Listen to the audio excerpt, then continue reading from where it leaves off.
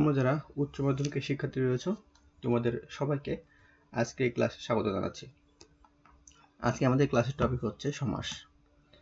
সমাস এই টপিকটা অনেকের কাছে অনেক কঠিন মনে হয়, তো আশা করি যে আজকে ক্লাসটি করার পরে কোন শব্দ কোন সমাস এটা অন্তত নির্ণয় করতে পারবা।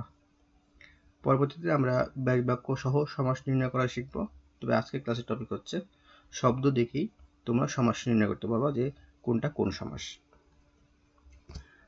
তো সমাস কি জিনিস? সমাস হচ্ছে একটি ব্যাকরণসম্মত প্রক্রিয়া যেখানে বাক্যের মধ্যে পরস্পর অর্থ সম্বন্ধযুক্ত দুই বা ততোধিক পদ শব্দ অর্থমূল পরস্পরের সঙ্গে মিলিত হয়।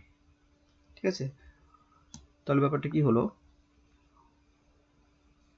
বাক্যের মধ্যে একটি বাক্যের মধ্যে অর্থ সম্বন্ধ থাকবে এমন অনেকগুলো পদকে যখন আমরা এক পদে পরিণত করে ফেলবো সেটাই সমাস হবে। যেমন বললাম যে সিংহ চিহ্নিত আসন, এর অর্থ কি? এটা কি বোঝাচ্ছে? এটা দ্বারা বোঝাচ্ছে হচ্ছে সিংহাসন। অর্থাৎ এই তিনটি পদ দ্বারা বোঝাচ্ছে কি? সিংহাসনকে বোঝাচ্ছে। আমি সিংহ চিহ্নিত আসন এটা না বলে বলতে পারি যে সিংহাসন। যেমন মনে করো যে তোমার সামনে একটা আসন রয়েছে, সেই আসনটা হচ্ছে, সেই আসনে কি রয়েছে? সিংহের চিহ্ন রয়েছে। ঠিক আছে, তোমার সামনে একটা আসন রয়েছে এবং সেই আসনে সিংহের চিহ্ন রয়েছে। আমি তোমাকে কি বলতে পারি? যে যাও ওই সিংহ চিহ্নিত আসনে গিয়ে বসো, এটা বলতে পারি। তো এত কথা না বলে আমি তোমাকে এক কথাই বলতে পারি যে যাও সিংহাসনে গিয়ে বসো। ঠিক আছে, অর্থাৎ অনেকগুলো পদকে এক পদে পরিণত করে ফেলাই হচ্ছে সমাসের কাজ। তার মানে কি হলো ব্যাপারটা? সমাস শব্দের অর্থ কি তাহলে কি হলো? সংক্ষেপণ। কারণ কি? অনেকগুলো পদকে সংক্ষেপ করে আমরা কি করছি? এক পদে পরিণত করে ফেলছি। ঠিক আছে, তো আশা করি বুঝতে পেরেছো। তো সমাস সাধারণত 6 প্রকার, যেমন দ্বন্দ্ব সমাস, বহুব্রীহি সমাস, অব্যয়ভাব সমাস, কর্মধারয় সমাস, দ্বিগু সমাস আর হচ্ছে কি তৎপুরুষ সমাস। তো নতুন বোর্ড ব্যাকরণ বইয়ে সমাস দেওয়া আছে 4 প্রকার সমাস দেওয়া আছে, তবে আমাদের 6 প্রকারই পড়তে হবে। ঠিক আছে, তো এই 6 প্রকার সমাস আজকে আমরা নির্ণয় করা শিখব। অর্থাৎ শব্দ দেখেই যাতে তোমরা বুঝতে পারো যে কোনটা কোন সমাস, এই 6 প্রকারের ভিতরে কোনটা কোন সমাস সেটা শব্দ দেখে যাতে বুঝতে পারো, এই টেকনিকটাই তোমাদের আজকে আমি শিখিয়ে দেব। তো তোমাদের মনে রাখতে হবে যে দ্বন্দ্ব সমাসের উভয় পদ প্রধান। আমি লাল কালি দিয়ে লিখে দিয়েছি, এটা খুব ভালোভাবে মনে রাখতে হবে। ঠিক আছে, তাহলে কি হলো? দ্বন্দ্ব সমাসের উভয় পদ প্রধান। বহুব্রীহি সমাসের কোনো পদই প্রধান নয়। অব্যয়ভাব সমাসের হচ্ছে পূর্বপদ প্রধান। ঠিক আছে, এখানে পূর্বা লিখে ফেলছি, পূর্বপদ প্রধান হবে। ঠিক আছে, তারপর হচ্ছে কর্মধারয় সমাসের হচ্ছে কি? পরপদ প্রধান। দ্বিগু সমাসের পরপদ প্রধান এবং তৎপুরুষ সমাসের হচ্ছে পরপদ প্রধান। তারপরে ব্যাপারটা কি হলো? দ্বন্দ্ব সমাসের উভয় পদ প্রধান, বহুব্রীহি সমাসের যে কোনো পদই প্রধান নয়, অব্যয়ভাব সমাসের যে পূর্বপদ প্রধান, আর যে কর্মধারায় দ্বিগু এবং তৎপুরুষ সমাসের হচ্ছে পরপদ প্রধান। তখন পদ জিনিসটা কি, তাই না? পদ জিনিসটা হচ্ছে একটি সমাসের দুটি পদ থাকে, পূর্বপদ আর হচ্ছে পরপদ।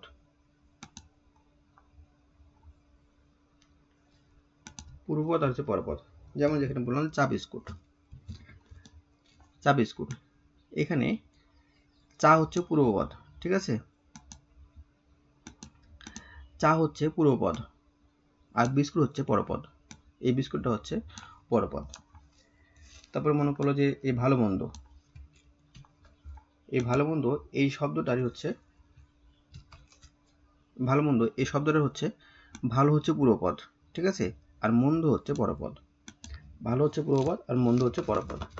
অর্থাৎ প্রতিটা শব্দেরই পূর্বপদ এবং পরপদ থাকবে। সমাসের ক্ষেত্রে প্রতিটা শব্দেরই পূর্বপদ এবং পরপদ অবশ্যই থাকবে। তো প্রথমে যে পদটা থাকবে সেটা হচ্ছে কি? পূর্বপদ, এবং পরে যেই পদটি থাকবে সেই পদটির নাম হচ্ছে পরপদ। তো এখন দেখো যে এই যে আমি বলেছি যে দ্বন্দ্ব সমাসের কোন পদ প্রধান? উভয় পদ প্রধান। অর্থাৎ একটি শব্দ যখন আমরা উচ্চারণ করার পরে সেই শব্দটার অর্থ যেটা দাঁড়াবে সেই অর্থটা দুটি পদকেই বোঝাবে। ঠিক আছে, সমাসের প্রতিটি পদ উচ্চারণ করার পরে সেই পদটি দ্বারা যাকে বোঝায় সেটি হচ্ছে প্রধান, সেই পদটি হচ্ছে প্রধান। যেমন যদি বলা হয় যে চা বিস্কুট, চা বিস্কুট দ্বারা কাকে বোঝাচ্ছে বলতো? চাকে বোঝাচ্ছে নাকি বিস্কুটকে বোঝাচ্ছে? আমি তোমাকে বললাম যে চলো চা বিস্কুট খেয়ে আসি, তার মানে কি শুধু বিস্কুট খেয়ে আসি নাকি শুধু চা খেয়ে আসি নাকি চা এবং বিস্কুট দুটাই খেয়ে আসি, এটা বোঝাচ্ছি। যদি চা বিস্কুট যখন আমি উচ্চারণ করছি তখন কিন্তু এই চাকেও বোঝাচ্ছে প্লাস বিস্কুটকেও বোঝাচ্ছে, অর্থাৎ পূর্বপদ চাকেও বোঝাচ্ছে এবং পরপদ বিস্কুটকেও বোঝাচ্ছে, শুধু চা বা শুধু বিস্কুটকে বোঝাচ্ছে না। অনুরূপভাবে যখন বলছে ভালো মন্দ, তখন এই ভালো মন্দ শব্দ দ্বারা কাকে বোঝাচ্ছে বলতো? ভালোকে বোঝাচ্ছে নাকি মন্দকে বোঝাচ্ছে? এমনকি ভালো মন্দ দুটিকেই বোঝাচ্ছে, নিশ্চয় দুটিকে বোঝাচ্ছে। ভালো মন্দ দ্বারা শুধু ভালো বা শুধু মন্দকে বোঝাচ্ছে না, ভালো মন্দ দ্বারা ভালো এবং মন্দ দুটিকেই বোঝাচ্ছে, অর্থাৎ পূর্বপদ ভালো এবং পরপদ মন্দ এই দুটিকেই বোঝাচ্ছে। যেহেতু দুটিকেই বোঝাচ্ছে তার মানে এটি হচ্ছে দ্বন্দ্ব সমাস। অনুরূপভাবে এখানে দেখো যে বললাম যে মা বাবা, মা বাবা দ্বারা কাকে বোঝাচ্ছে? মাকে বোঝাচ্ছে নাকি বাবাকে বোঝাচ্ছে নাকি মা বাবা দুজনকেই বোঝাচ্ছে? দুটি পদকে বোঝাচ্ছে না, অর্থাৎ পূর্বপদ মা এবং পরপদ বাবা। এই মা বাবা দ্বারা মা এবং বাবা দুটি পদকেই বোঝাচ্ছে। ঠিক আছে, যেহেতু দুটি পদকেই বোঝাচ্ছে, পূর্বপদ এবং পরপদ দুটিকেই বোঝাচ্ছে, তার মানে এটি হচ্ছে দ্বন্দ্ব সমাস, কারণ আমরা জানি যে দ্বন্দ্ব সমাস হচ্ছে উভয় পদই বোঝান।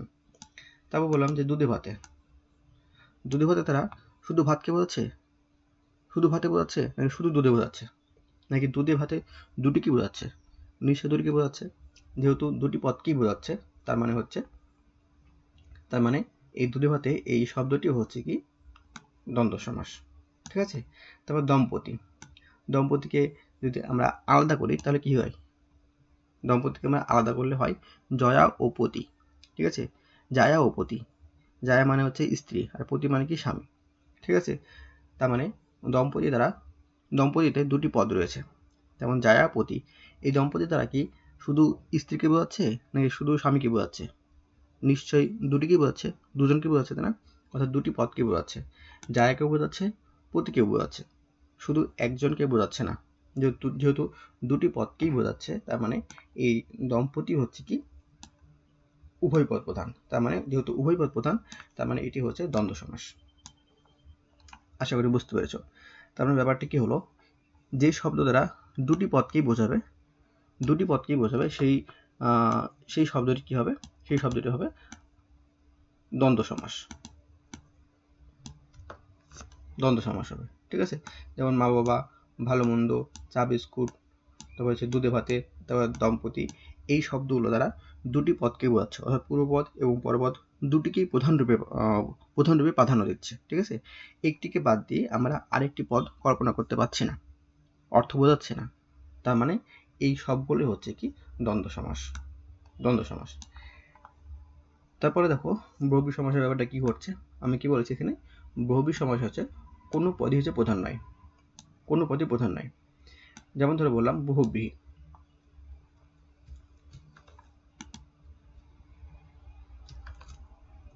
বহুব্রীহি এখানে কি বহু হচ্ছে একটা পদ আর ব্রীহি হচ্ছে আরেকটা পদ, তাই না? বহুব্রীহি সমাসে বহু হচ্ছে একটা পদ আর ব্রীহি হচ্ছে আরেকটা পদ। তো বহু মানে কি দেখো তো, বহু মানে হচ্ছে অনেক, আমরা জানি যে বহু মানে হচ্ছে অনেক, আর ব্রীহি মানে হচ্ছে ধান, ব্রীহি মানে হচ্ছে ধান। বহু হচ্ছে কি পূর্বপদ যার অর্থ অনেক, এবং ব্রীহি হচ্ছে পরপদ যার অর্থ হচ্ছে ধান। ঠিক আছে, তো বহুব্রীহি শব্দের অর্থ কি? বহুব্রীহি শব্দের অর্থ হচ্ছে অনেক ধান আছে যার, অর্থাৎ যেই ব্যক্তির অনেক ধান রয়েছে তাকে বলা হয় বহুব্রীহি। তার মানে দেখো তো এই বহুব্রীহি শব্দটা কাকে বোঝাচ্ছে? ব্রীহিকে বোঝাচ্ছে বা ধানকে বোঝাচ্ছে নাকি বহুকে বোঝাচ্ছে? বহুব্রীহি শব্দের অর্থ হচ্ছে অনেক ধান আছে যার, তার মানে এই বহুব্রীহি শব্দ দ্বারা এই ব্রীহি মানে ধানকে বোঝাচ্ছে না, এই বহুকে বোঝাচ্ছে না, বোঝাচ্ছে কাকে? একটা মানুষকে, যে মানুষের অনেকগুলো ধান রয়েছে। ঠিক আছে, যেহেতু এই বহুব্রীহি শব্দের অর্থ একটা মানুষকে বোঝাচ্ছে, তার মানে এই ব্রীহিকেও বোঝাচ্ছে না, বহুকে বোঝাচ্ছে না, আর যেহেতু এখানে বহু হচ্ছে পূর্বপদ এবং বি হচ্ছে পরপদ, তার মানে এই পূর্বপদ এবং পরপদকে না বুঝিয়ে বোঝাচ্ছে কাকে, অন্য একটি পদকে, অন্য একটি কিছুকে, অন্য একটি মানুষকে বোঝাচ্ছে, তাই না? তো যেহেতু এই দুটি পদের একটি পদও এখানে প্রধান রূপে ব্যবহৃত হচ্ছে না, তার মানে এটি কি হবে, এটা হচ্ছে বহুব্রী সমাস, কারণ এখানে কি কোনো পদই প্রধান নয়, প্রধান হচ্ছে কি অন্য একটি পদ। ঠিক আছে, আশা করি বুঝতে পেরেছ। তারপর ধরে বললাম যে হচ্ছে গায়ে হলুদ।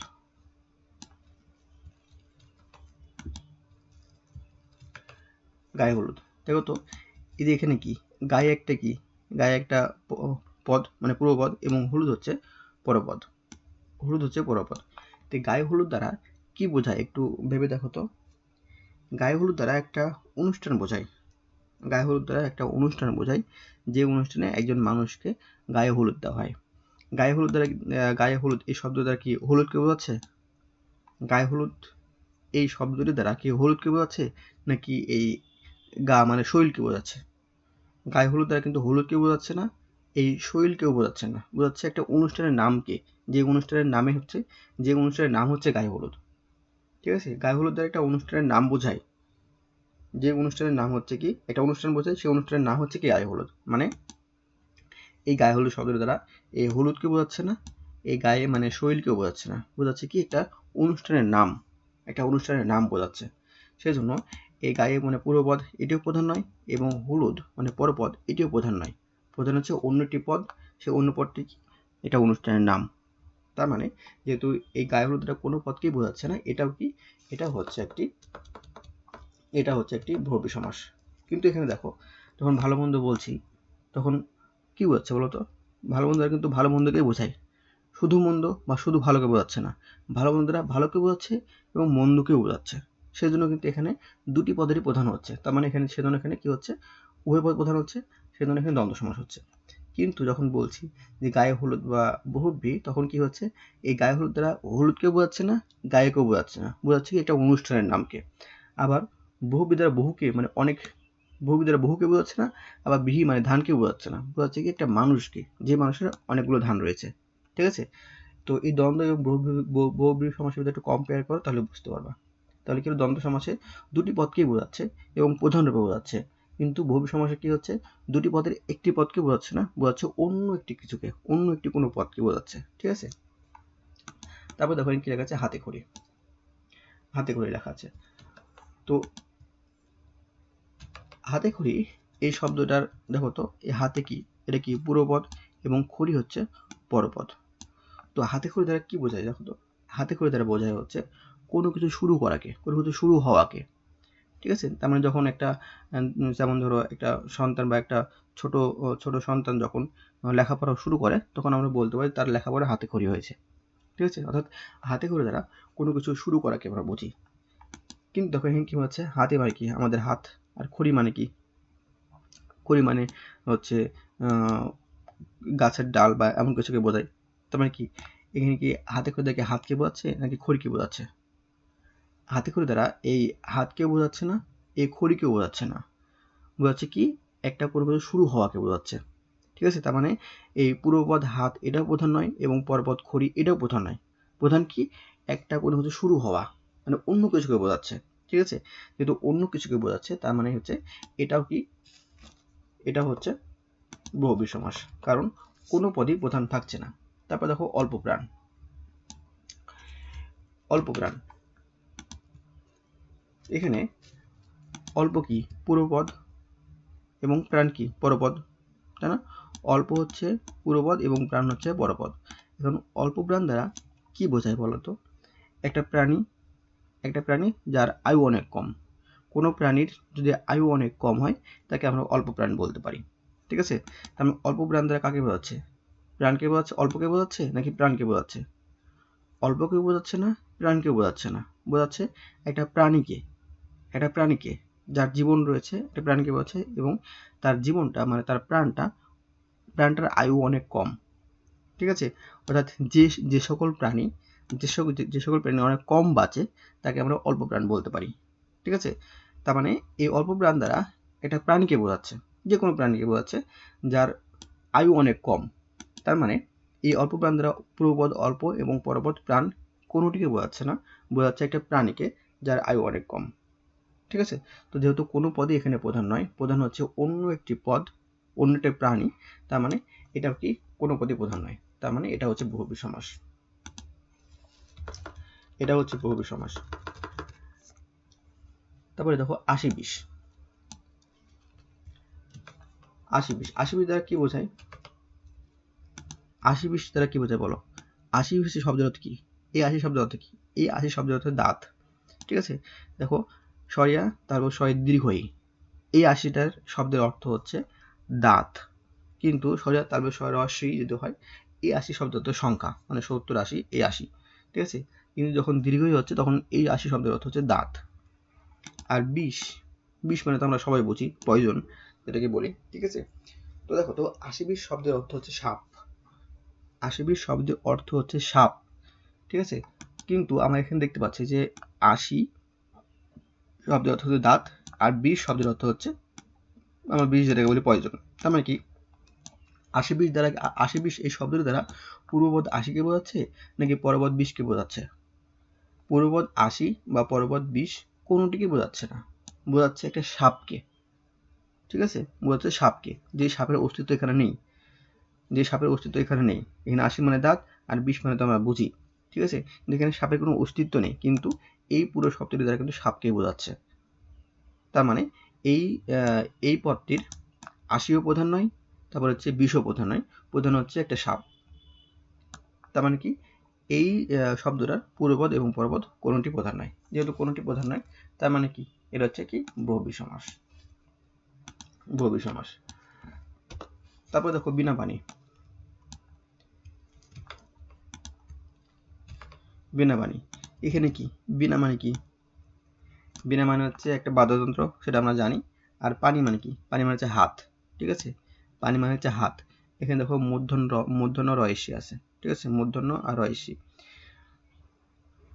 রস্যই, মূর্ধন্য রস্যই রয়েছে। ঠিক আছে, যেহেতু এখানে রস্যই রয়েছে এবং মূর্ধন্য রয়েছে, তার মানে এই পানি শব্দের অর্থ হচ্ছে হাত।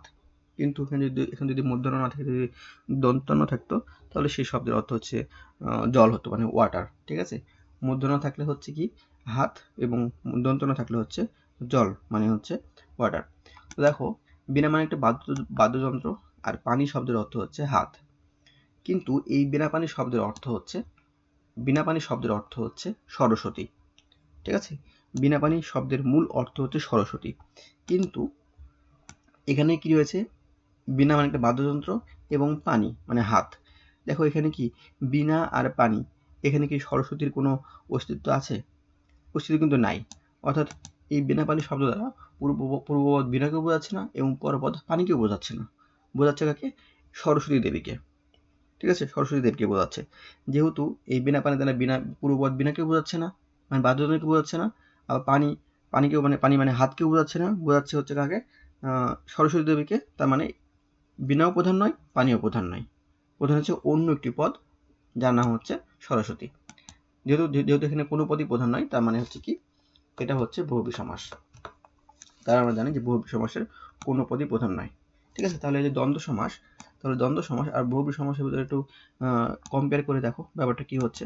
দেখো মা বাবা, মা বাবা দ্বারা কিন্তু মাকে বোঝাচ্ছে, বাবাকে বোঝাচ্ছে, শুধু মা বা শুধু বাবাকে বোঝাচ্ছে না। ঠিক আছে, কিন্তু অপরদিকে দেখো বহুব্রী দ্বারা বহুকে বোঝাচ্ছে না, ব্রীকে বোঝাচ্ছে না, বলছে কি একটা মানুষকে, অন্য একটা মানুষকে।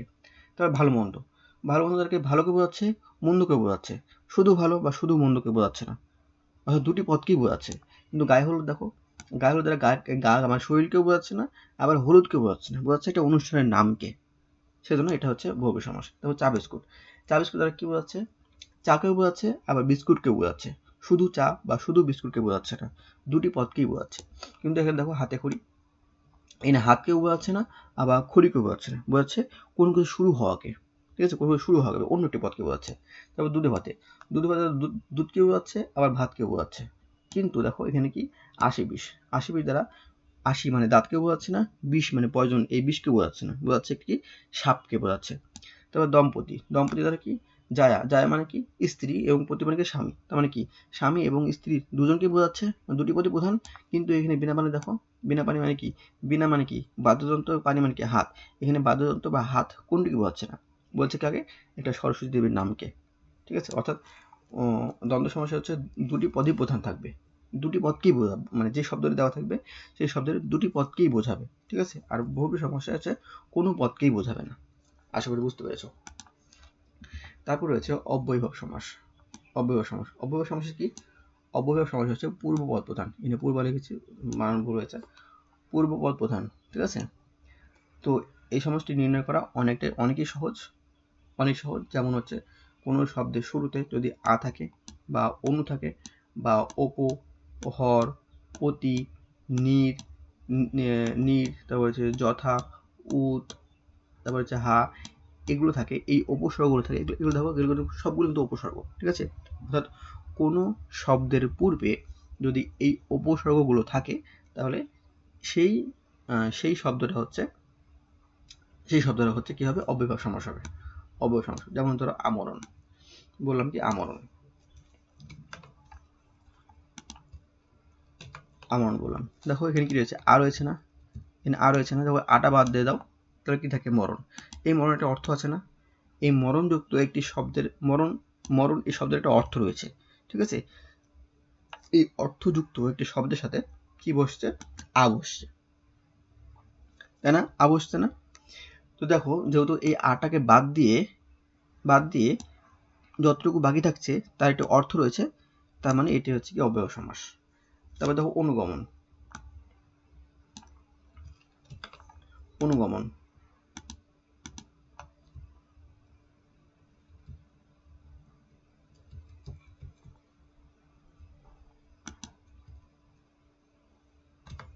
অনুগমন, দেখো এখানে অনু হচ্ছে পূর্বপদ আর হচ্ছে গমন হচ্ছে পরপদ। তো দেখো যখন অনুকে বাদ দিচ্ছি তখন দেখো তো গমন থাকছে, এই গমনের একটা অর্থ আছে না, গমনের একটা অর্থ আছে। তারপর দেখো এখানে দেখো যে উপকূল, আমি যেখানে উপকে বাদ দিয়ে দিই তাহলে কি একটা কুল থাকে, কুলের একটা অর্থ আছে না। তারপরে হর রোজ, এই হরকে বাদ দিয়ে দিলাম, তা কি থাকছে, রোজ। তারপর প্রতিকূলের প্রতি বাদ দিয়ে দিলাম, তাতে কি থাকছে, কুল থাকছে। তারপর নিরামিষের বাদ দিলাম, তাহলে কি থাকছে, আমিষ থাকছে। যথারীতির যথা বাদ দিলাম, তাহলে কি থাকছে, রীতি থাকছে। উচ্ছৃঙ্খলের উদ বাদ দিলাম, তাহলে কি থাকছে, শৃঙ্খল থাকছে। তাহলে আহাবাতের হা বাদ দিলাম, তাহলে কি থাকছে, ভাত থাকছে। অর্থাৎ কোনো শব্দে যদি আমরা এই যে আ, অনু, উপ, হর, পতি, নির, যথা, উত, হা এগুলো পেয়ে থাকি এবং এগুলো বাদ দিয়ে যদি যতটুকু অংশ বাকি থাকবে, এগুলো বাদ দেওয়ার পরে সেই শব্দ থেকে যতটুকু বাকি থাকবে সেই ততটুকু যদি কোনো অর্থ থাকে তাহলে সেটাই হচ্ছে কি হবে, অব্যয়ভাব সমাস হবে। ঠিক আছে, সেটা হচ্ছে অব্যয়ভাব সমাস হবে।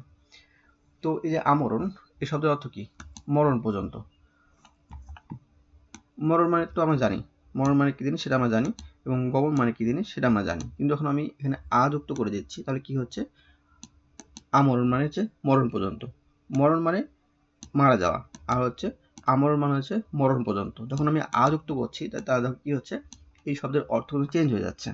ঠিক আছে, গমন মানে কি, যাওয়া, আর অনুগমন মানে কি, পশ্চাতে যাওয়া, মানে পিছনে যাওয়া। ঠিক আছে, পিছনে যাওয়া। তবে কি যখন গমন একটা অর্থ, আর যখন অনুযোগ করছি তার অর্থ চেঞ্জ হয়ে যাচ্ছে, তার মানে কি, এটা হচ্ছে পূর্বপদ প্রধান। ঠিক আছে, পূর্বপদ প্রধান। তো আশা করি অব্যয় সমাস নির্ণয় করাটা বুঝতে পেরেছো, এটা একদমই সহজ, দেখলেই বুঝতে পারবা। তো এগুলোর ব্যাস বাক্য আমরা পরবর্তীতে আলোচনা করব। আজকে আমরা জাস্ট দেখবো যে শব্দ দেখেই সমাস নির্ণয় করা, শব্দ দেখে যাতে সমাস নির্ণয় করতে পারো এই টেকনিকটা আজকে আমি তোমাদের শিখিয়ে যাচ্ছি। পরবর্তীতে আমরা হচ্ছে ব্যাস বাক্য সহ সমাস নির্ণয় করা শিখবো। ঠিক আছে, তো আশা করি অব্যয় সমাসটা এখন চিহ্নিত করতে পারবা, শব্দ দেখেই অব্যয় সমাসটা চিহ্নিত করতে পারবা। জাস্ট এগুলো মনে রাখবা, তাহলে হচ্ছে পারবা। তারপর হচ্ছে কর্মধারয় সমাস, কর্মধারয় সমাস আর দ্বিগু সমাস আর হচ্ছে তৎপুরুষ সমাস। এই তিনটি সমাসেরই হচ্ছে পরের পদ প্রধান, তিনটি সমাসেরই পরের পদ প্রধান। দেখো তিনটি সমাসের পরের পদ যদি প্রধান হয়, তাহলে কোনো সমাস যদি পরের পদ প্রধান হয় তাহলে হচ্ছে তোমাকে মনে করতে হবে যে সেই সমাসটা কি হবে, হয় কর্মধারয় সমাস হবে, না হয় দ্বিগু সমাস হবে, না হয় তৎপুরুষ সমাস হবে। ঠিক আছে, এটা শুধু এটা মনে রাখতে হবে। এখন এই তিনটি সমাসের কোনটি হবে, যদি পরপদ প্রধান হয় তাহলে তুমি বুঝতে পারলা, পরপদ প্রধান হলে তুমি বুঝতে পারলা যে কর্মধারয় সমাস হবে, হয় দ্বিগু সমাস হবে, না হয় তৎপুরুষ সমাস হবে। কিন্তু ঘটনা হচ্ছে এই তিনটির ভিতরে কোনটা হবে কিভাবে বুঝবা সেটা, তাই না। এখন দেখো, যদি কোনো সমাসে পরের পদ প্রধান হয় এবং সেই সমাসে সংখ্যা থাকে, প্রথমে সংখ্যা থাকে এবং সেই সংখ্যা দ্বারা সমাহার বোঝায়, তাহলে সেটা হবে দ্বিগু সমাস। আমি আবার বলছি, পরের পদ প্রধান হলে 3টি সমাস হবে, সেটা হচ্ছে কর্মধারয় সমাস, দ্বিগু সমাস আর হচ্ছে তৎপুরুষ সমাস। যখন দেখবা একটি শব্দের পরের পদ প্রধান এবং পরের পদ প্রধান হওয়ার পরে সেই শব্দের প্রথমে সংখ্যা যুক্ত রয়েছে, তাহলে হবে সেই সমাসটা হবে কি দ্বিগু সমাস। দ্বিগু সমাস সংখ্যাবাচক বহুব্রী সমাসও হয়, সংখ্যাবাচক বহুব্রী সমাস হয়, এই বিষয়টা আমরা পরে আলোচনা করবো। তো আপাতত মনে রাখো যে প্রথমে সংখ্যা রয়েছে এবং পরের পদ প্রধান রয়েছে, যদি পরের পদ প্রধান বোঝায় তবে, ঠিক আছে, সংখ্যাবাচক শব্দ রয়েছে এবং পরের পদ প্রধান আছে, সেই সমাসটা কি হবে দ্বিগু সমাস হবে।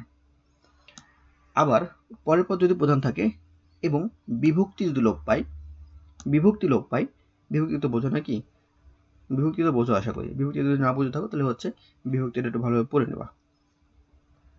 তাহলে কি হলো, যদি পরের পদ প্রধান বোঝায় এবং বিভক্তি লোপ পায়, বিভক্তি বাদ দিয়ে যদি সমাসটা হয়, সেটা হচ্ছে তৎপুরুষ সমাস হবে, ঠিক আছে।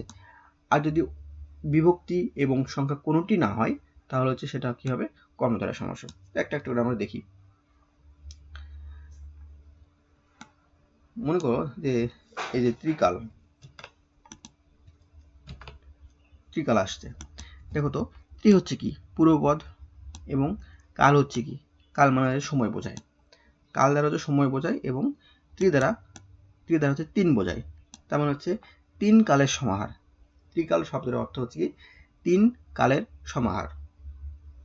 এখন দেখো এই ত্রিকাল কি 3 প্রধান, মানে 3 প্রধান মানে ত্রিপ্রধান নাকি কাল প্রধান? দেখো তো এখানে ত্রি বাদ দিয়ে যদি আমি 4 দিই বা 5 দিই বা 7 দিই বা 8 দিই, তাহলে কি কালের পরিবর্তন হয়ে যাচ্ছে? কাল তো কালই থাকছে, মানে সময়ই থাকছে, কিন্তু এই সংখ্যাটা চেঞ্জ হয়ে যাচ্ছে।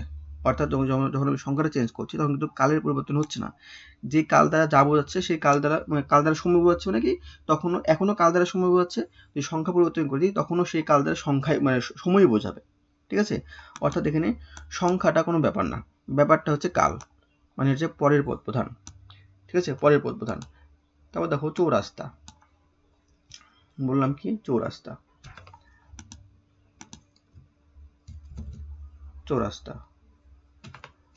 দেখো তো চৌ হচ্ছে কি পূর্বপদ আর রাস্তা হচ্ছে কি পরপদ। এখন চৌরাস্তা দ্বারা কি বোঝাচ্ছে? 4 রাস্তার সমাহার। চৌ দ্বারা কি মানে চৌ দ্বারা 4 বোঝাচ্ছে, ঠিক আছে। তার মানে কি চৌরাস্তা শব্দের অর্থ হচ্ছে 4 রাস্তার সমাহার। এখন চৌরাস্তা না দিয়ে যদি আমি পঞ্চরাস্তা দিই, তাহলে কি হবে? পঞ্চরাস্তা 5 রাস্তার সমাহার, তাই না? যদি 3 রাস্তা দিই তাহলে কি হতো? সাপোজ তাহলে কি হতো? 3 রাস্তার সমাহার এমন হতো। কিন্তু চৌরাস্তা আসলে কি বোঝাচ্ছে? চৌরাস্তা আসলে রাস্তাকে বোঝাচ্ছে, ঠিক আছে। চৌরাস্তা দ্বারা রাস্তাকে বোঝাচ্ছে, যেখানে 4টি রাস্তার সমাহার ছিল, 4টি রাস্তা ছিল, ঠিক আছে। তার মানে হচ্ছে এই চৌটা প্রধান নয়, এখানে চৌটি মানে এই 4-এর পরিবর্তে আমি 3, 4, 5, 6 যা ইচ্ছা দিতে পারি, কিন্তু ঘটনা হচ্ছে যে রাস্তা কিন্তু পরিবর্তন হচ্ছে না, মানে চৌরাস্তা হচ্ছে রাস্তাটাই প্রধান, আমি যদি সংখ্যা চেঞ্জ করে দিই তাহলে কিন্তু রাস্তা পরিবর্তন হচ্ছে না, রাস্তায় থাকছে, কিন্তু সংখ্যাটা চেঞ্জ হয়ে যাচ্ছে। তার মানে কি এখানে হচ্ছে পরের পদ প্রধান, ঠিক আছে। তারপর দেখো এখানে কি নবরত্ন রয়েছে,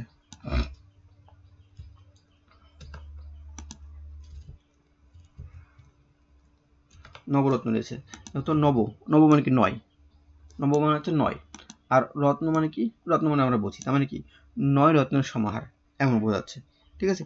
এখন যদি 9 না দিয়ে যদি আমরা এখানে 8 দিই, 7 দিই, 5 দিই, 3 দিই, তাহলে কি রত্ন পরিবর্তন হয়ে যাচ্ছে? রত্নই থাকছে, কিন্তু সংখ্যারে পরিবর্তন হয়ে যাচ্ছে, ঠিক আছে। তার মানে কি এখানে রত্নটা হচ্ছে কি? রত্নটা হচ্ছে প্রধান, মানে পরের পদই হচ্ছে এখানে প্রধান। তার মানে ব্যাপারটা হচ্ছে কি যে আমরা চাইলেই এই সংখ্যাগুলোকে পরিবর্তন করতে পারছি। 9-এর জায়গায় 8, 7, 3 যা ইচ্ছা দিতে পারছি, 4-এর জায়গাও পরিবর্তন করতে পারছি এবং 3-এর জায়গাটাও পরিবর্তন করতে পারছি। কিন্তু এখানে যে কালই থাকছে, রাস্তায় থাকছে এবং রত্ন এখানে রত্নই থাকছে। তার মানে হচ্ছে রাস্তা, কাল, রাস্তা আর হচ্ছে রত্ন, এগুলোকে পরিবর্তন করা যাচ্ছে না, এগুলো পরিবর্তন হচ্ছে না। যেহেতু এগুলো পরিবর্তন হচ্ছে না, তার মানে কি এগুলোতে সবগুলোতে হচ্ছে পরের পদ প্রধান। আর যেহেতু পরের পদ প্রধান এবং প্রথমে সংখ্যা বোঝাচ্ছে, তার মানে কি এটা হচ্ছে দ্বিগু সমাস। তার মানে পরের পদ প্রধান বোঝাবে এবং সংখ্যা বোঝাবে, সেটা কি হবে? দ্বিগু সমাস হবে। তার মানে কি আছে? শতাব্দ। শতাব্দ মানে কি? শত অব্দের সমাহার। এখানে আমি শত না দিই, যেমন 200 দিই বা 50 দিই, 10 দিই, 20 দিই, 30 দিই, সমস্যা হবে? সমস্যা হবে না। কিন্তু অব্দটা কিন্তু ঠিকই থাকছে, অব্দ কিন্তু পরিবর্তন হচ্ছে না, অব্দের পরিবর্তন করা যাচ্ছে না। ঠিক আছে? অব্দের পরিবর্তন করা যাচ্ছে না, কিন্তু শত, 200, 300 এগুলো কি হচ্ছে? এগুলোর সংখ্যাটার পরিবর্তন করা যাচ্ছে। যেহেতু সংখ্যাটা পরিবর্তন করা যাচ্ছে এবং অব্দের পরিবর্তন করা যাচ্ছে না, তাহলে কি অব্দটাই প্রধান। অব্দ কি? পরের পদ। যেহেতু পরের পদ প্রধান, পরের পদকে পরিবর্তন করা যাচ্ছে না, তার মানে পরের পদ প্রধান। আর যেহেতু পরের পদ প্রধান এবং প্রথমে সংখ্যা রয়েছে, তার মানে কি? এটা দ্বিগু সমাস। অর্থাৎ মূল কথা হচ্ছে পরের পদ প্রধান বোঝাবে এবং প্রথমে সংখ্যা থাকবে, তাহলে কি হবে? সেটা হচ্ছে দ্বিগু সমাস হবে। আশা করি বুঝতে পেরেছ।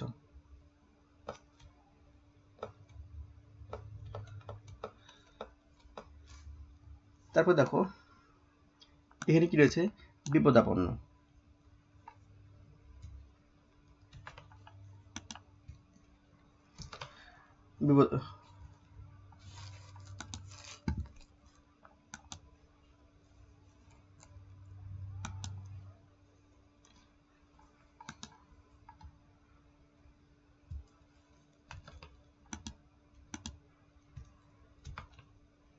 বিপদাপন্ন। তাহলে বিপদাপন্নকে যদি আমরা পূর্বপদ এবং পরপদে বিভক্ত করি, তাহলে কি হচ্ছে? বিপদ আর হচ্ছে আপন্ন।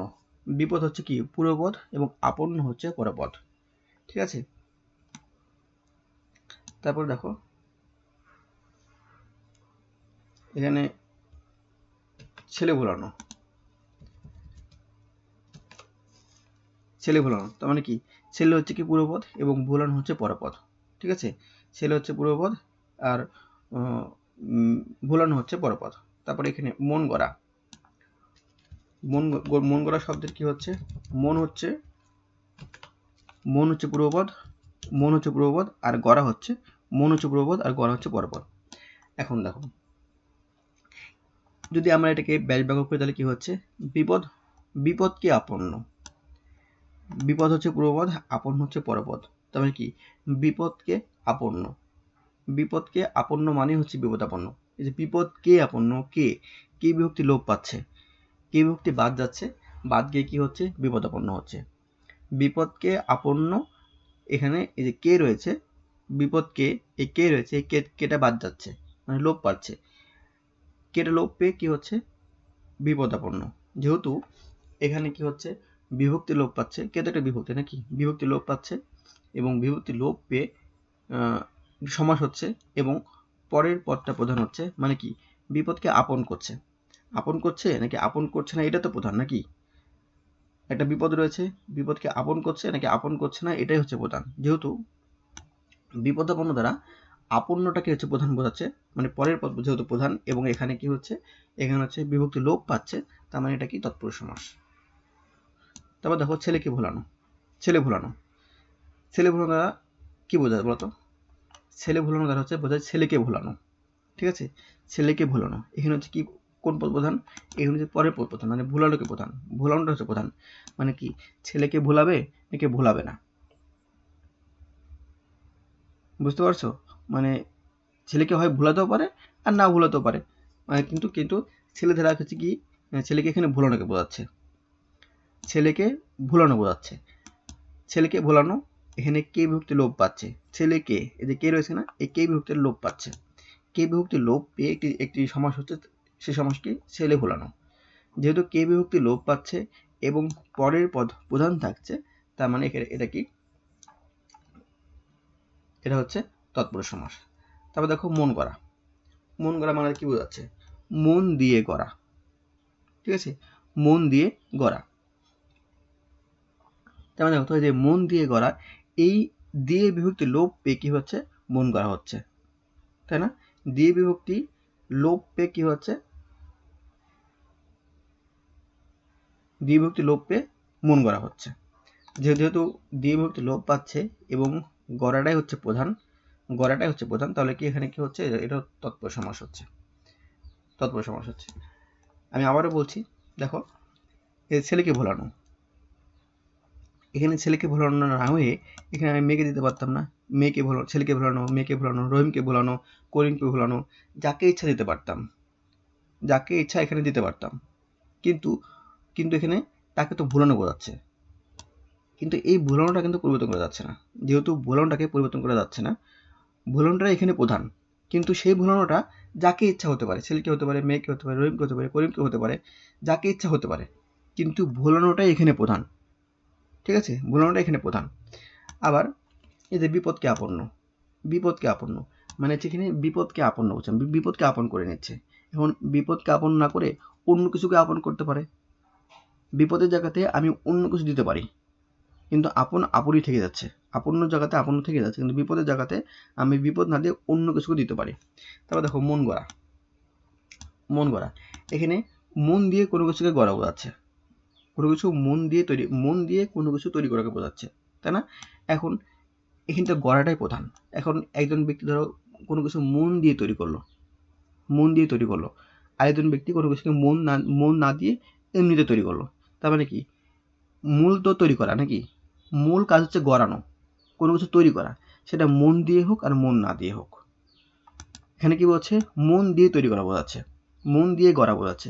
এখানে যে গড়াটাই প্রধান, এখানে কিন্তু মন দিক আর না দিক, মন দিয়ে গড়া হোক আর মন না দিয়ে গড়া হোক সেটা পরের ব্যাপার, কিন্তু গড়াটাই তো প্রধান। যেহেতু এখানে গড়াটাই প্রধান আর এখানে মন দিয়ে হোক আর মন না দিয়ে হোক এটা প্রধান নয়, তার মানে হচ্ছে গড়াটাই হচ্ছে এখানে কি পরের পরটা এখানে প্রধান।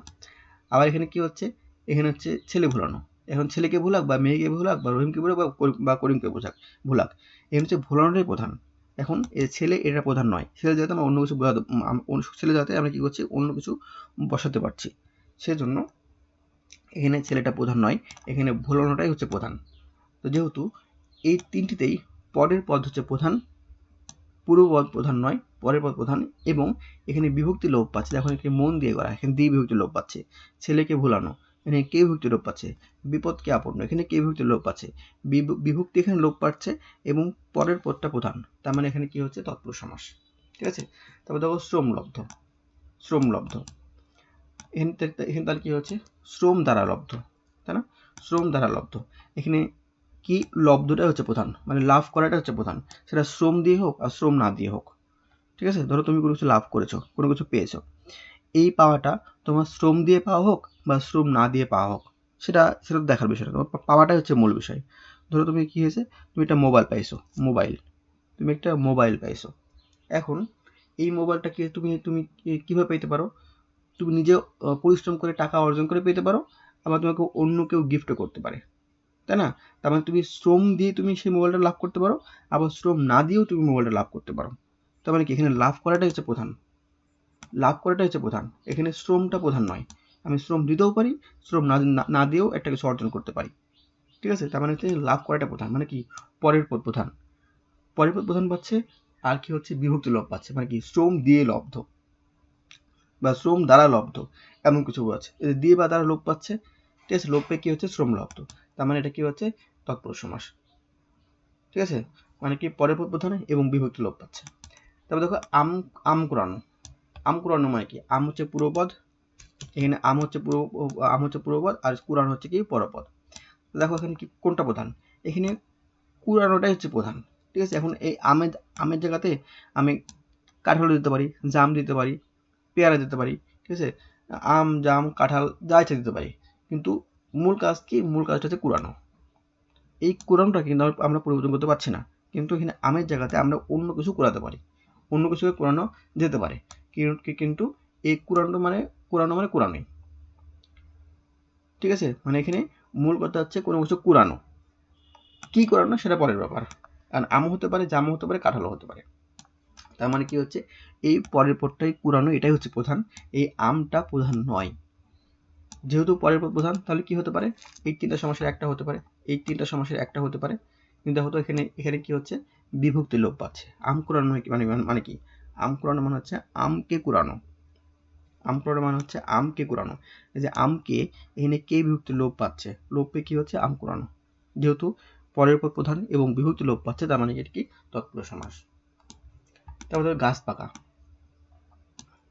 গাছ পাকা এখানে কি গাছ হচ্ছে পূর্বপদ, গাছ হচ্ছে পূর্বপদ, আর পাকা হচ্ছে কি পরপদ।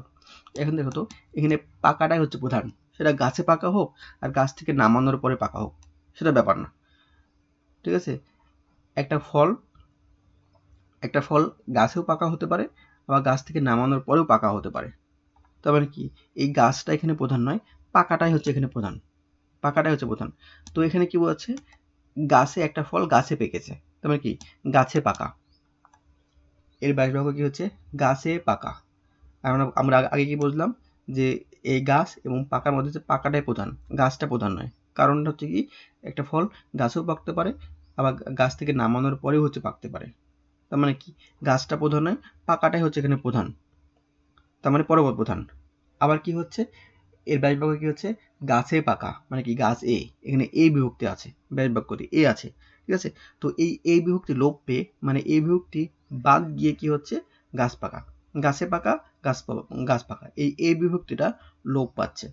তো এই বিভক্তি লোপ পাচ্ছে, আবার কি হচ্ছে পরের পদ প্রধান, তার মানে কি এখানে কি হবে তৎপুরুষ সমাস। কারণ আমরা জানি যে তৎপুরুষ সমাসে পরের পদ প্রধান এবং বিভক্তি লোপ পাবে, ঠিক আছে।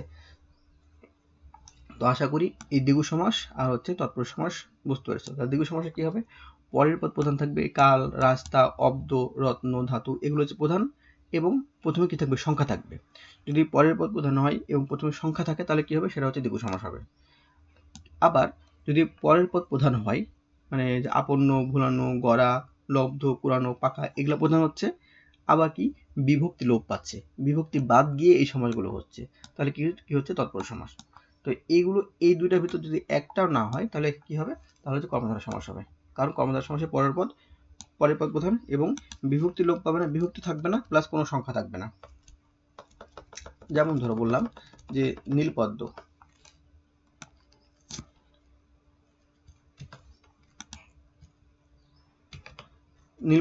নীলপদ্ম বললাম, দেখো তো নীলপদ্ম দ্বারা কি বোঝাচ্ছে, নীলপদ্ম দ্বারা কিন্তু একটা পদ্মকে বোঝাচ্ছে, ঠিক আছে। সেই পদ্মটার রং কি নীল। এখন যদি নীলপদ্ম না বলে আমি লাল পদ্ম বলি, কোনো সমস্যা?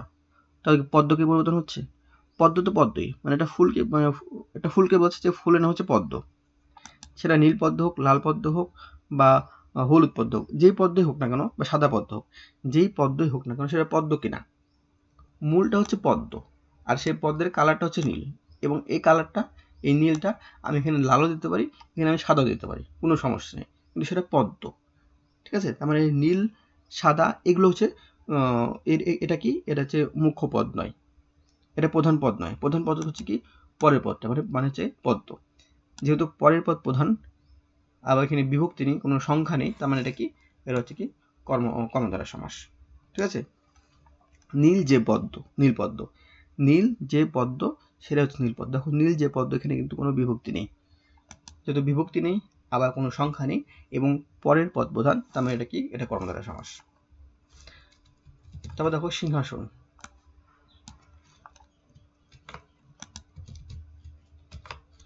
সিংহাসন মানে হচ্ছে কি সিংহ চিহ্নিত আসন, সিংহটা হচ্ছে কি পূর্বপদ এবং আসনটা হচ্ছে কি পরপদ, এই আসনটা হচ্ছে কি পরপদ, সিংহ পূর্বপদ এবং আসনটা হচ্ছে পরপদ। দেখো তো সিংহ এটা প্রধান নাকি আসন এটা প্রধান, আর এখানে হচ্ছে আসনটাই প্রধান, এখানে সিংহটা প্রধান নয়।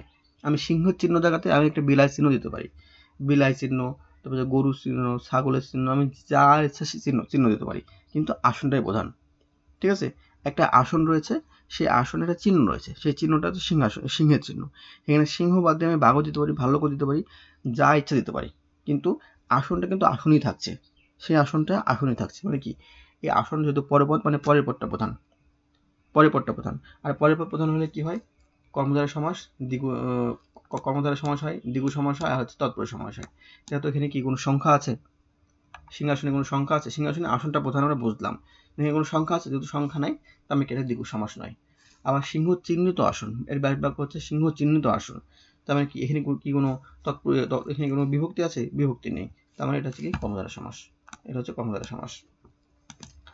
তারপর দেখো চন্দ্রমুখ, চন্দ্রমুখ এখানে কি চন্দ্রটা হচ্ছে পূর্বপদ, এখানে চন্দ্রটা হচ্ছে পূর্বপদ এবং মুখটা হচ্ছে পরপদ। দেখো তো এখানে চন্দ্রটা প্রধান মানে পূর্বপদ প্রধান নাকি মুখ মানে পরপদটা প্রধান, এখানে হচ্ছে মুখটাই হচ্ছে প্রধান, একটা মানুষের মুখকে আমরা চন্দ্রের সাথে তুলনা করতে পারি, চন্দ্রের ন্যায় মুখ, ঠিক আছে, আমরা এমনটা বলতে পারি, বা মুখ চন্দ্রের ন্যায় এটা বলতে পারি। যেহেতু মুখ কিন্তু মুখই থাকছে, কিন্তু এই মুখের সাথে আমরা চন্দ্রকে জাস্ট তুলনা করছি, ঠিক আছে। তো এই চন্দ্রের জায়গাতে আমরা অন্য কিছু দিতে পারি, ঠিক আছে, অন্য অন্য জায়গা দিতে পারি, কিন্তু মুখটাই হচ্ছে প্রধান। মুখ মুখই থাকবে, কিন্তু চন্দ্রের জায়গাতে আমরা অন্য কিছু দিতে পারি, অন্য কিছুর সাথে এই মুখকে আমরা তুলনা করতে পারি। তার মানে হচ্ছে মুখ মুখই থাকছে, কিন্তু চন্দ্রকে আমরা পরিবর্তন করতে পারছি। তার মানে হচ্ছে এখানে কি পরের পদ প্রধান, ঠিক আছে। যেহেতু পরের পদ প্রধান, আবার এখানে কোনো সংখ্যা নেই। পরের পদ প্রধান হচ্ছে আবার কোনো সংখ্যা নেই, আবার দ্বিগু সমাস নয়। আবার যেহেতু মুখ চন্দ্রের ন্যায় এমন হচ্ছে, মানে কোনো বিভক্তি লোপ পাচ্ছে না, তার মানে কি এখানে কি তৎপুরুষ সমাস নয়, তার মানে এটা কি কর্মধারয় সমাস, এটা হচ্ছে কর্মধারয় সমাস, ঠিক আছে। তারপর দেখো কি রয়েছে, মহারাজ। মহারাজ, এখানে কি মহাটা হচ্ছে প্রধান নাকি রাজটা প্রধান? মহা হচ্ছে পূর্বপদ এবং রাজটা হচ্ছে কি পরপদ। এখানে দেখো রাজটাই হচ্ছে প্রধান, মানে রাজা, মহান যে রাজা, মানে হচ্ছে কি এখানে রাজাটাই প্রধান, এবং সেটা মহান হোক বা মহান না হোক। সে মহান নাও হতে পারে, একটা রাজা তো রাজাই, তাই না? রাজা কিন্তু রাজাই থাকবে, সেই রাজাটা মহান হতেও পারে, মহান নাও হতে পারে। মানে কি এই মহানটা হচ্ছে পরিবর্তনযোগ্য, কিন্তু এই রাজাটা কিন্তু পরিবর্তনযোগ্য নয়। রাজা কারণ কি রাজা মহান হতে পারে, মহান নাও হতে পারে, কিন্তু এখানে যেটা বলছি এই রাজাটা হচ্ছে মহান। তার মানে কি রাজা রাজাই থাকছে, কিন্তু এই মহানটা পরিবর্তনযোগ্য। তার মানে এই রাজাটাই হচ্ছে কি প্রধান, মানে পরের পদ প্রধান। যেহেতু পরের পদ প্রধান, আবার কোনো এখানে কোনো সংখ্যা নেই, আবার কি হচ্ছে না মহান যে রাজা, তার মানে কি এখানে কি কিন্তু কোনো বিভক্তি লোপ পাচ্ছে না। যেহেতু বিভক্তি নেই, তার মানে তৎপুরুষ সমাস নয়। আবার যেহেতু সংখ্যা নেই, সেহেতু দ্বিগু সমাস নেই, ঠিক আছে। আর যেহেতু পরের পদ প্রধান, আর যেহেতু দ্বিগু সংখ্যা বা বিভক্তি কোনোটাই নেই, তার মানে এটা কি কর্মধারয় সমাস। আর ধরো গোলাপ ফুল, এখানে কি ধরো ফুলটাই তো প্রধান নাকি, ফুলটাই হচ্ছে প্রধান। গোলাপের পূর্বপদ এবং ফুলটা হচ্ছে পরপদ, এখানে ফুলটাই প্রধান। এখানে গোলাপের জায়গাতে আমি রজনীগন্ধা দিতে পারি, ঠিক আছে, আর অন্য ফুলও দিতে পারি, রজনীগন্ধা, হাসনানা ফুল, রজনীগন্ধা ফুল আমি দিতে পারি। মানে এই গোলাপের জায়গাতে আমি পরিবর্তন করতে পারছি, কিন্তু ফুলটা তো ফুলই থাকছে, তার মানে কি এটা পরের পদ প্রধান, ঠিক আছে, পরের পদ প্রধান। আর যেহেতু কোনো সংখ্যা নেই আর কোনো বিভক্তি লোপ পাচ্ছে না, তার মানে কি এটা হচ্ছে কর্মধারয় সমাস, ঠিক আছে। তারপর হচ্ছে আয়কর। আয়কর দেখো তো, এখানে দেখো করটাই তো প্রধান, করটাই তো এখানে আয় হচ্ছে পূর্বপদ এবং কর হচ্ছে পরপদ। তো করটাই এখানে প্রধান, কর তো বিভিন্ন প্রকার হতে পারে, তাই না? কর তো আর এক প্রকার নেই, সেজন্য এই আয়ের জায়গাতে আমরা অন্য করও দিতে পারি। আয়ের জায়গাতে আমি একটা অন্য কিছু দিতে পারি, অন্যরকম করের নামও দিতে পারি, কিন্তু কর তো করই, তাই না? কর তো করই বোঝাচ্ছে, সেটা আয়কর হোক বা ব্যয়কর হোক বা যাই হোক না কেন, এখানে হচ্ছে করটাই প্রধান, করটাই প্রধান। আর আয়ের জায়গাতে আমরা অন্য একটা করের নাম দিতে পারি, তার মানে কি এখানে হচ্ছে পরের পদ প্রধান, ঠিক আছে, পরের পদ প্রধান। তার মানে পরের পদ প্রধান, আবার প্রথম কি সংখ্যা নেই, আবার বিভক্তি লোপ পাচ্ছে না, কারণ কি এখানে ব্যয় কি হবে যে আয়ের উপরে কর এমন কিছু, ঠিক আছে। তার মানে এখানে কি কোনো সংখ্যা নেই, আবার কোনো বিভক্তি লোপ পাচ্ছে না। আর যেহেতু পরের পদ প্রধান, তার মানে এটা কি কর্মধারয় সমাস। তারপর কি, তারপর দেখো জ্যোৎস্না স্নাত রাত, জ্যোৎস্নারাত, জ্যোৎস্নারাত, জ্যোৎস্নারাত। এখানে দেখো তো, এখানে রাতটাই তো প্রধান নাকি, এখানে জ্যোৎস্নারাত হতে পারে, তারপরে হচ্ছে কি অমাবস্যা রাতও হতে পারে, জ্যোৎস্না রাতও হতে পারে, অমাবস্যা রাতও হতে পারে, কিন্তু রাতটা তো প্রধান, রাতই থাকছে, কিন্তু এখানে এই জ্যোৎস্নার জায়গাতে আমরা অমাবস্যা দিতে পারি, ঠিক আছে। তার মানে এখানে রাতটাই প্রধান। আর যেহেতু রাতটা প্রধান, এখানে কোনো সংখ্যা নেই, আবার বিভক্তি লোপ পাচ্ছে না, তার মানে এটা কি কর্মধারয় সমাস। তারপর জয় মুকুট। জয় মুকুট, এখানে জয় মুকুট হতে পারে, পরাজয় মুকুট হতে পারে, জয় মুকুট হতে পারে, পরাজয় মুকুট হতে পারে, কিন্তু মুকুট তো মুকুটই, ঠিক আছে। মুকুটটা হচ্ছে এখানে প্রধান, সেটা জয়ের মুকুট হোক বা পরাজয়ের মুকুট হোক সেটা পরের ব্যাপার। তার মানে এই জয়ের জায়গাতে আমরা পরিবর্তন করতে পারছি, কিন্তু মুকুটের জায়গায় কিন্তু পরিবর্তন করার কোনো সুযোগ নেই। তার মানে এটা কি পরের পদ প্রধান, ঠিক আছে। আর যেহেতু পরের পদ প্রধান, আবার কোনো বিভক্তি লোপ পাচ্ছে না, আবার কোনো সংখ্যা নেই, তার মানে এটা হচ্ছে দ্বিগু সমাস, ঠিক আছে। তো আশা করি বিষয়গুলো বুঝতে পারছো। তো এই ভিডিওটা একটু মনোযোগ সহকারে দেখবা, ক্লাসটা মনোযোগ সহকারে করবা, তাহলে কি হবে যে শব্দ দেখেই অন্তত কোনটা কোন সমাস এটা নির্ণয় করতে পারবা। ব্যাস বাক্য নিয়ে ক্লাস দেওয়ার চেষ্টা করব, তখন ব্যাস বাক্য নির্ণয় করতে পারবা। ঠিক আছে? প্রথমে তো আগে শব্দ দেখে তো প্রথমে আগে নির্ণয় করতে হবে যে কোনটা কোন সমাস, তাই না? সমাস নির্ণয় করার পরে তো ব্যাস বাক্য করার চেষ্টা করতে হবে। সেজন্য আশা করি যে তোমরা এই ক্লাসটি করার পরে শব্দ দেখেই কোনটা কোন সমাস সেটা নির্ণয় করতে পারবা। আর ব্যাস বাক্য নিয়ে পরবর্তী ক্লাস দেওয়ার চেষ্টা করব। ধন্যবাদ সবাই।